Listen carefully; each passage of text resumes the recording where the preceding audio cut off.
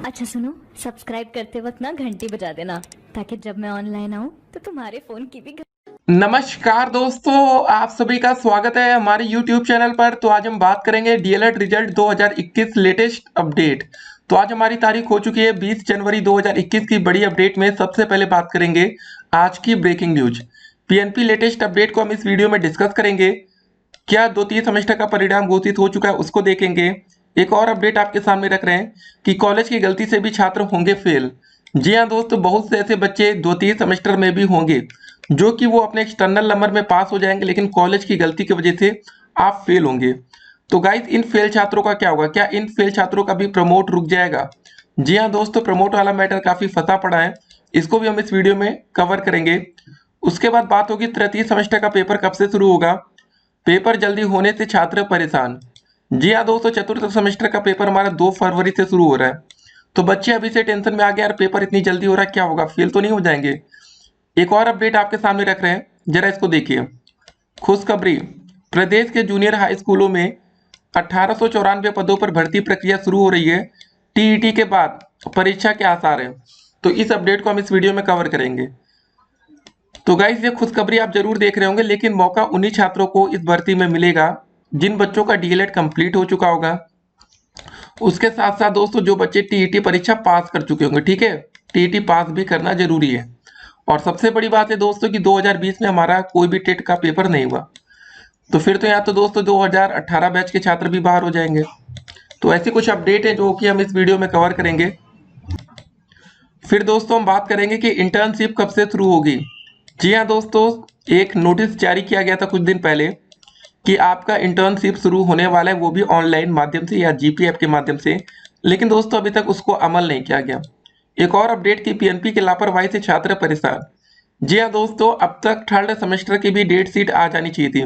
Date sheet छोड़िए, अभी तक तो रिजल्ट ही नहीं आया। जी हाँ, सेकेंड सेमेस्टर का जब रिजल्ट ही नहीं आया तो थर्ड सेमेस्टर का पेपर कैसे ये कराएंगे। तो हर जगह दोस्तों देरी हो रही है। फिलहाल अगर आपको द्वितीय सेमेस्टर का परिणाम चेक करना है आया है या नहीं रिजल्ट, जो भी चीजें हैं, तो कमेंट बॉक्स में दोस्तों उसका लिंक दिया गया है, उसके माध्यम से आप अपना रिजल्ट देख पाएंगे। देखिए, अगर आप कॉलेज की गलती से फेल होंगे तो आप उसमें कुछ कर भी नहीं पाएंगे। जैसे कि हम कुछ आपके सामने रिजल्ट रखते हैं। तो पहला दोस्त ये रिजल्ट रहा हमारा, ये रिजल्ट है, मेरठ से आया था रिजल्ट, ठीक है। और दोस्त ये रिजल्ट है चतुर्थ सेमेस्टर का, जो अभी हमारा चतुर्थ सेमेस्टर का रिजल्ट जारी हुआ। उसमें आप देख रहे होंगे ये प्राप्तांक का कॉलम है। यहाँ आंतरिक नंबर देखिए ए लिखा है, अब्सेंट मतलब सब में कुछ नंबर ही नहीं चढ़ाया गया। ये कॉलेज की गलती है। और ये लिखित में दोस्तों जो बच्चे ने मेहनत की है वो आपके सामने, मतलब सभी में लिखित में सभी विषयों में पास, लेकिन आंतरिक में फेल। तो मतलब रिजल्ट में क्या आ गया, नीचे लिख के फेल आ गया। अगला दोस्तों रिजल्ट है, इस बार भी कॉलेज की गलती देखिए, आंतरिक में यहाँ तो कुछ लिखा ही नहीं है, ठीक है। यहाँ पर आंतरिक में 0 0। लिखित में दोस्तों आप देख रहे होंगे, लिखित में तो पास लेकिन आंतरिक में फेल। तो रिजल्ट क्या हो गया, फेल। एक और रिजल्ट आपके सामने रखते हैं। ये दोस्तों जो रिजल्ट था ये थर्ड सेमेस्टर का था, ठीक है। ये वाला रिजल्ट थर्ड का था, इससे पहले हमने फोर्थ का देखा। गलतियां हम आपके कॉलेज के वाले बता रहे हैं आपके सामने क्या हो सकता है। अब ये दोस्तों एक और थर्ड सेमेस्टर का रिजल्ट है। इसमें देखिए आंतरिक में नंबर इस बार मिला हुआ है और लिखित में भी नंबर मिला है, तो मतलब इस बार रिजल्ट में क्या लिख के आ गया, पास, ठीक है। और अक्सर क्या होता है, बच्चे लिखित में फेल होते हैं, लेकिन ये दो रिजल्ट आपके सामने रख के दोनों में बच्चे लिखित में पास थे लेकिन आंतरिक में फेल हुए। तो जैसे ही दोस्तों आप अपना रिजल्ट डाउनलोड करेंगे, सबसे पहले नीचे आएंगे और आप नीचे आकर क्या देखेंगे, जो ये लिखा है ना परीक्षा फल, अगर यहाँ पर पास लिखा है तो इसका मतलब है कि आप सभी विषयों में पास हैं, आपकी कोई बैक नहीं है। अगर आपकी एक भी विषय में बैक होगी तो आप फेल लिखकर आ जाएगा। अब देखिए, बच्चों के मन में अगला सवाल होता है कि अगर हम फेल हो गए तो उसके बाद क्या है। जब दोस्तों आप अपना रिजल्ट डाउनलोड करेंगे तो उसमें एक यहाँ पर नोटिस लिखा है, जो भी चीजें लिखी इसको पढ़िए। यदि प्रशिक्षु किसी भी विषय की उत्तर पुस्तिका का स्क्रूटनी चाहता है तो उसे परीक्षा परिणाम घोषित होने की तिथि से 30 दिन के अंदर संबंधित डाइट में अपना आवेदन पत्र प्रस्तुत करना पड़ेगा। सोचिए दोस्तों, 30 दिन के अंदर आपको आवेदन डाइट में देना पड़ेगा, ठीक है। ये अपडेट, इसको जरा ध्यान रखिएगा इनकेस आपकी बैक वैक लग गई। लेकिन एक बात और, अगर आप प्रैक्टिकल में फेल होंगे, जैसे कि यहाँ पर प्रैक्टिकल में नंबर 0 दिख रहा है, तो प्रैक्टिकल का कोई भी स्क्रूटनी नहीं होता है, आपको मौका मिलेगा अगले सेमेस्टर में। जी हाँ दोस्तों, प्रैक्टिकल में फेल होने वाले छात्रों के लिए बड़ी खबर, जब तक अगला सेमेस्टर नहीं आएगा, पेपर वेपर कुछ नहीं होगा, तब तक आपको कोई मौका नहीं दिया जाएगा। तो इसको भी जरा आपको ध्यान में रखना पड़ेगा। वीडियो को आप लोग शेयर करना भूल जाते, वीडियो को शेयर करिएगा अपने दोस्तों के साथ, ठीक है, कल को आपके साथ ऐसा होगा तो आपको क्या करना है, ये बात आपको पता होनी चाहिए। नहीं तो अगर आपके रिजल्ट में ऐसा, देखिए ये जो बच्चों के साथ हुआ है ना, इनको पहले से बिल्कुल भी नहीं पता था कि उनके साथ ऐसा होने वाला है। पता होता तो भाई वो पहले देख लेते, लेकिन अब क्या करें, फेल हो गए तो फेल हो गए। अब देखिए दोस्तों, जो हमारा चतुर्थ सेमेस्टर की डेट शीट है, कैसा होगा पेपर चतुर्थ सेमेस्टर का, ये आपके सामने रखते हैं। पेपर होगा दोस्तों हमारा 2 फरवरी को, 2 तारीख को 2 पेपर होगा, 3 फरवरी को दोस्तों 3 पेपर होगा, और 4 फरवरी को भी 3 पेपर होगा। ठीक है, 2, 3, 4 पेपर की डेट शीट है, 2, 3 और 4 फरवरी। तो कुछ ऐसी डेट शीट आपके सामने होने वाली। वैसे ऑफिशियल डेट शीट का हम इंतजार कर रहे हैं, जो कि आएगी तो उसको हम आपके सामने रख देंगे। फिलहाल कुछ ऐसा ही होने वाला है, क्योंकि सीरियल कभी चेंज होता नहीं है चतुर्थ सेमेस्टर में। और यहाँ पर दोस्तों हमारा रिजल्ट घोषित होगा 2019 स्टूडेंट्स पोर्टल बैच का। ठीक है, अगर कहीं और होगा तो उसका भी लिंक हम नीचे दे देंगे। बाकी वेबसाइट dletresult.com, जी हाँ दोस्तों, आप इस वेबसाइट के माध्यम से अपना रिजल्ट सबसे पहले देख पाएंगे। तो स्पेलिंग याद रखिएगा, DELEDRESULT.com। जी हाँ दोस्तों, रिजल्ट के लिए आपके लिए सिर्फ एक ही वेबसाइट है, dletresult.com। देखिए आपको इस वेबसाइट से फायदा क्या क्या होने वाला है, इसको भी जरा आपको जानना जरूरी है। एक तो आप यहाँ से रिजल्ट देख पाएंगे, उसके बाद दोस्तों जो आपका दीक्षा ऐप असाइनमेंट होगा उसको यहाँ से आप कंप्लीट कर पाएंगे। और भी दोस्तों बहुत से फायदे आपको होते हैं, जैसे कि अगर आपको डीएलएड की नोट्स चाहिए, प्रथम द्वितीय तृतीय चतुर्थ सेमेस्टर की, तो सारी नोट्स भी इस वेबसाइट के माध्यम से आपको मिल जाएगी। ठीक है ना, ये सब चीजें हैं। तो चलिए कुछ और अपडेट को हम इस वीडियो में देखेंगे। जैसे कि ये एक बड़ी अपडेट थी सभी छात्रों के लिए कि सरकार सख्त हुई, व्हाट्सएप को प्राइवेसी पॉलिसी वापस लेने की हिदायत दी गई है। जानिए सरकार ने क्या दिया है अल्टीमेटम, इसको हम इस वीडियो में कवर करेंगे। उसके बाद दोस्तों बात करेंगे कि 69,000 शिक्षक भर्ती के आवेदन की अंतिम तिथि के बाद अर्हता पाने वालों को नहीं मिलेगी नियुक्ति। जी हाँ दोस्तों, इस अपडेट का मतलब आप समझना पड़ेगा, बहुत बड़ी चीजें लिखी हैं इसमें। जैसे कि हम आपको बताना चाहते हैं, जैसे DElEd third semester, fourth semester और सेकंड सेमेस्टर के जो छात्र हैं, ठीक है, जो रिजल्ट आने वाला है, तो देखिए क्या लिखा है, भर्ती के आवेदन की अंतिम तिथि के बाद। जी हाँ दोस्तों, 69,000 भर्ती की जो आवेदन की प्रक्रिया थी, उसके बाद दोस्तों अगर आप लोग एलिजिबल होते हैं, कहने का मतलब ये कि अगर आप उसके बाद, मतलब अगर आपकी बैक वैक लगी थी, उसके बाद अगर आपने डीएलएड में अपना बैक क्लियर किया या आपका टीईटी का रिजल्ट नहीं आया, तो उसके बाद अगर आपका टेट का रिजल्ट आता है, तो गाइस आपको नियुक्ति पत्र नहीं मिलेगा, ऐसा कुछ लिखा है। इसको हम इस वीडियो में बताएंगे। इसीलिए दोस्तों कहते हैं कि अगर कोई भर्ती प्रक्रिया शुरू हो रही है, तो उस प्रक्रिया शुरू होने से पहले ही आपकी एलिजिबिलिटी क्राइटेरिया पूरी होनी चाहिए। जैसे कि दोस्तों आपका जो डीएलएड है वो बिल्कुल कंप्लीट हो जाना चाहिए, आपका रिजल्ट पहले आ जाना चाहिए। ऐसा नहीं है कि अगर आपकी एक विषय में बैक बची है, बाकी सारा रिजल्ट आ गया, तो फिर आप उसके लिए एलिजिबल नहीं माने जाएंगे। सबसे बड़ी बात यह है कि एक और अपडेट देखिए कि विरोध में आज सामूहिक मुंडन कराएंगे 69,000 भर्ती के दिव्यांग अभ्यर्थी। ये अपडेट तो बड़ी है, लेकिन उसके बाद दोस्तों योगी सरकार का क्या दावा है। अब तक 4.25 लाख से अधिक युवाओं को मिली है सरकारी नौकरी, ऐसा सीएम योगी कह रहे हैं। जी हाँ दोस्तों, 4 लाख, 4.25 लाख की बात हो रही है। देखते हैं, वीडियो में कवर करेंगे, कुछ भी छूटेगा नहीं। चलिए पहले दोस्तों इस भर्ती के बारे में बात कर लेते हैं। ठीक है, यहाँ पर सारी अपडेट्स थी। तो देखिए, प्रदेश के 3,049 अशासकीय सहायता प्राप्त एडेड जूनियर हाई स्कूलों में 1894 पदों पर भर्ती प्रक्रिया शुरू हो गई है।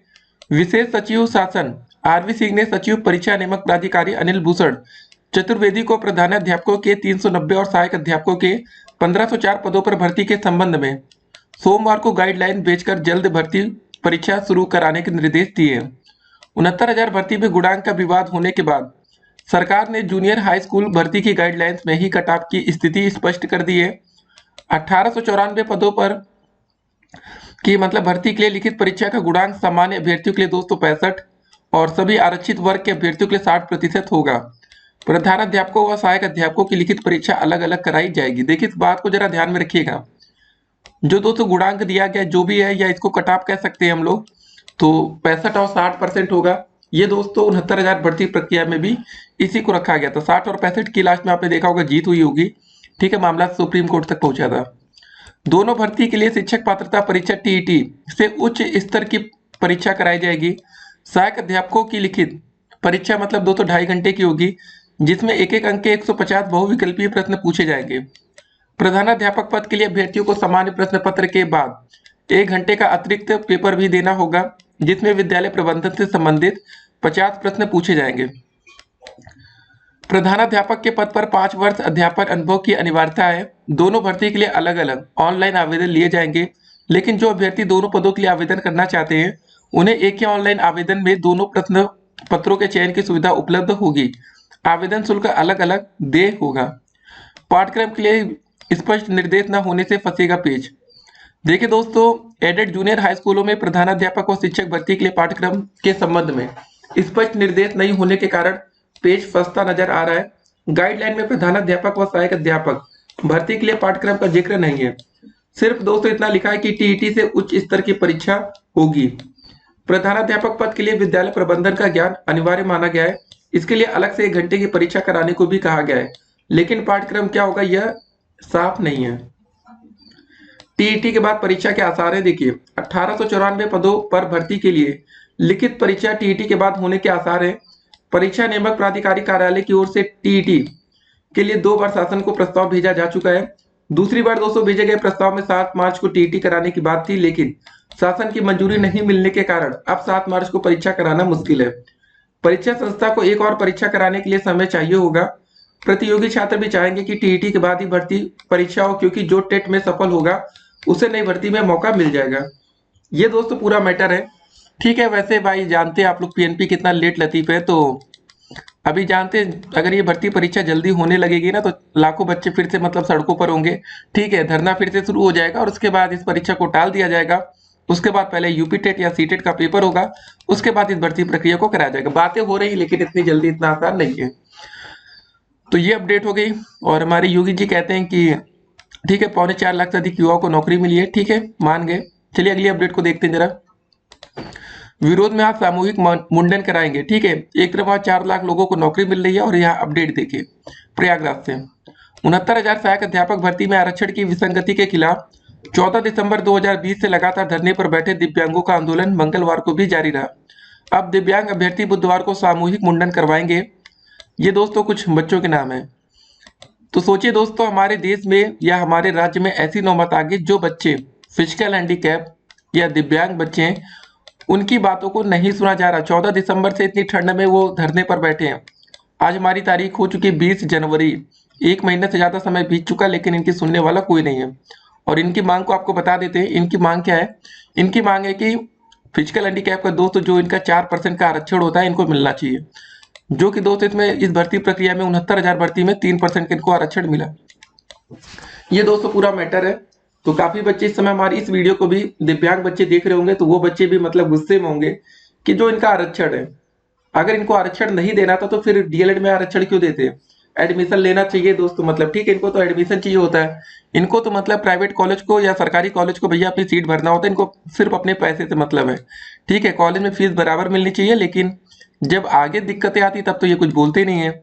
जी हाँ दोस्तों, बिल्कुल मौन नहीं होता, धारण करके बैठे हैं। अगली अपडेट को जरा देखिए, इस अपडेट को। हाँ, ये अपडेट आपके लिए जरूरी है। अपडेट है लखनऊ से।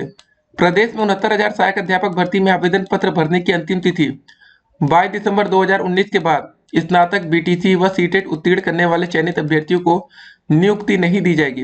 ये दोस्त यहाँ पर वैसे 2019 की जगह 2018 होना चाहिए। ठीक है, 2018 के लास्ट में ये आवेदन शुरुआत हुई थी। वही शिक्षा मित्रों को मिलने वाले भारांक का लाभ नहीं मिलने से नियुक्ति से वंचित रहे शिक्षा मित्रों को भी नियुक्ति नहीं दी जाएगी। शासन का मानना है कि भारांक का लाभ देने से जिला की चयन सूची प्रभावित होगी, इसलिए उन्हें नियुक्ति नहीं दी जाएगी।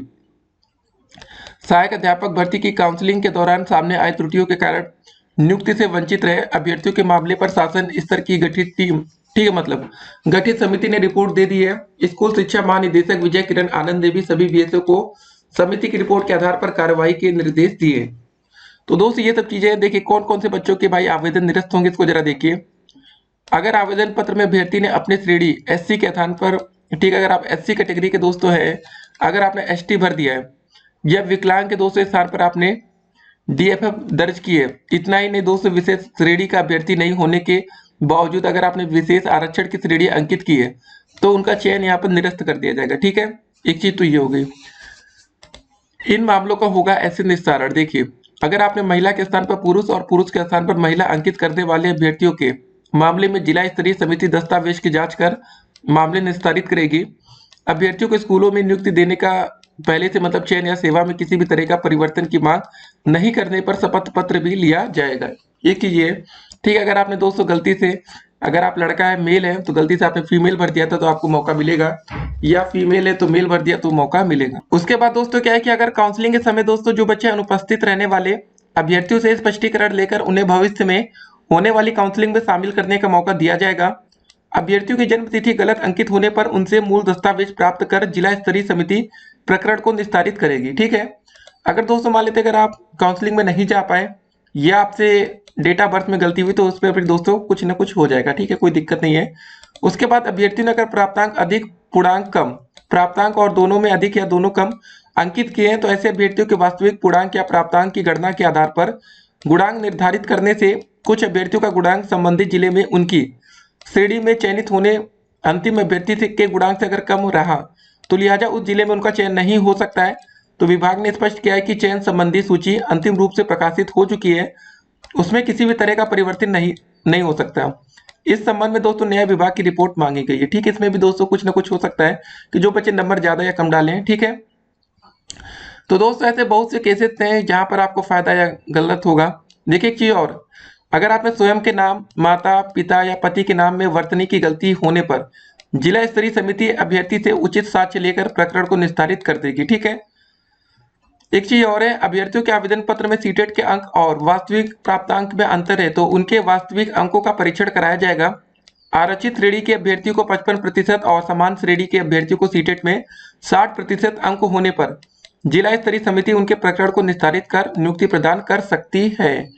तो गाइस कुल मिला के ठीक है, ये सब चीजें हो रही हैं, तो मतलब थोड़ा बहुत आप पैसा वैसा खिलाएंगे जो कि होता रहता है, तो उसके आधार पर आपको नौकरी वोकरी दे दी जाएगी।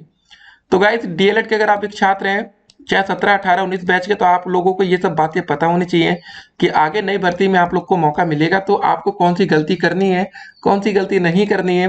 कुछ गलतियों में दोस्तों यही होगा कि आपको मौका नहीं मिलेगा, कुछ गलतियों में ऐसा होगा कि आपको मौका मिलेगा। वैसे आपको गलती तो कुछ नहीं करना, लेकिन फिर भी बता रहे हैं कि इनकेस आपके साथ कभी कुछ गलती हो जाए तो आप इसको ध्यान रखेंगे।